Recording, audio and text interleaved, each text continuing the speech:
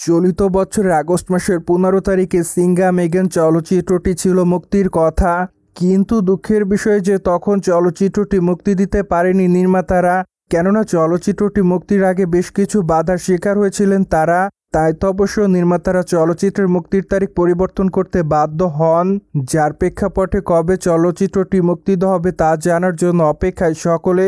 Moreover recently ভারতীয় গণমাধ্যমের সূত্র থেকে জানা যায় যে বলিউডের তারকা অজয় দেবগন অভিনীত সিঙ্গাম এগেন চলচ্চিত্রটি মূলত দীপাবলি উপলক্ষে ভারতীয় প্রেক্ষাগৃহে মুক্তি দেওয়া হবে। ফলে ধারণা করা যায় খুবই শীঘ্রই চলচ্চিত্রের প্রমোশনালের কাজ শুরু করবেন তারা, এবং খুবই শীঘ্রই চলচ্চিত্রের ট্রেলারটিও মুক্তি দিতে যাচ্ছেন তারা।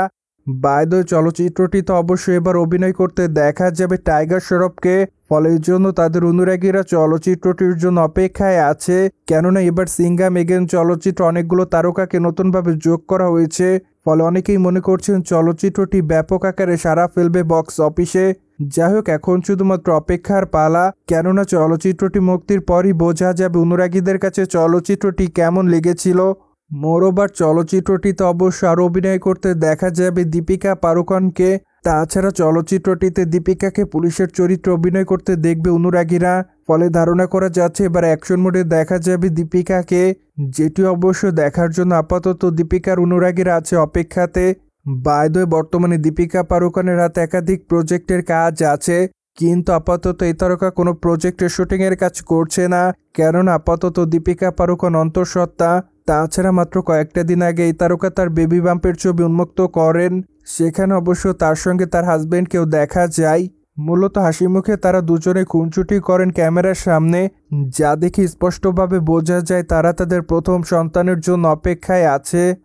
বাই দ্য ওয়ে, দীপিকা পাড়ুকোনকে সর্বশেষ কালকি 2898 চলচ্চিত্রে দেখা যায়, সেখানে অবশ্য তার অভিনয় তার অনুরাগীদের কাছে ব্যাপক আকারে নজর কাড়ে।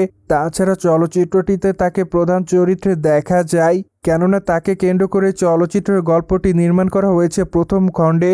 তাই তো অবশ্য চলচ্চিত্রটিতে তার চরিত্র সবথেকে গুরুত্বপূর্ণ ছিল।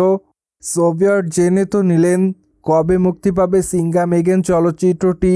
মোরওভার এই বিষয়টি নিয়ে কোনো মতামত থাকলে কমেন্ট বক্সে জানাতে ভুলবেন না, and subscribe our channel for more update.